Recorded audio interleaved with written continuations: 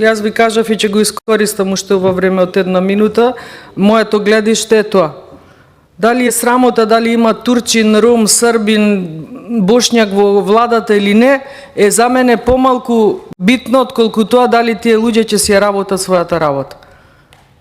Немојте да се поставувате од позиција на малцинство. Ако тргнеме на тие етнички теми, имам јас многу што да кажам, но ви кажав, јас гледам во луѓето дали има човек, дали има квалитет, дали некој ја почитува оваа држава, бидејќи и таа го почитува него. Како што се бараат обврски од државата, сите имаме кон државата исто така обврски.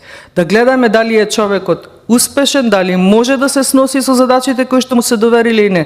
Дај Боже да може да има и повеќе турци, и сите турци, јас немам никаков проблем со тоа. Апсолутно немам. Сум расчистила со тие работи, но дали сите имаме расчистено, не знам. Ако велиме дека зборуваме за европски вредности, за квалитети, за образование, никој не ги потцени турците, ниту било која заедница. Тоа го имаме докажано на дело. Проекти до владата праќаат градоначалниците, претпоставувам, од сондажа на барањата на граѓаните. Владата е таа која што ги одобрува проектите кои што градоначалникот проценил дека се приоритетни. И толку.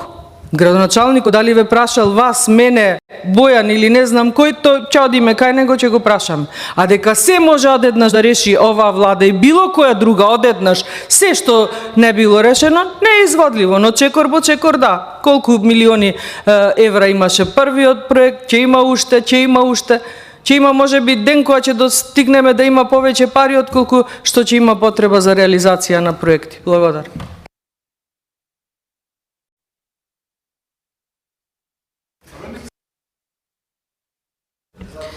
Бидејќи никој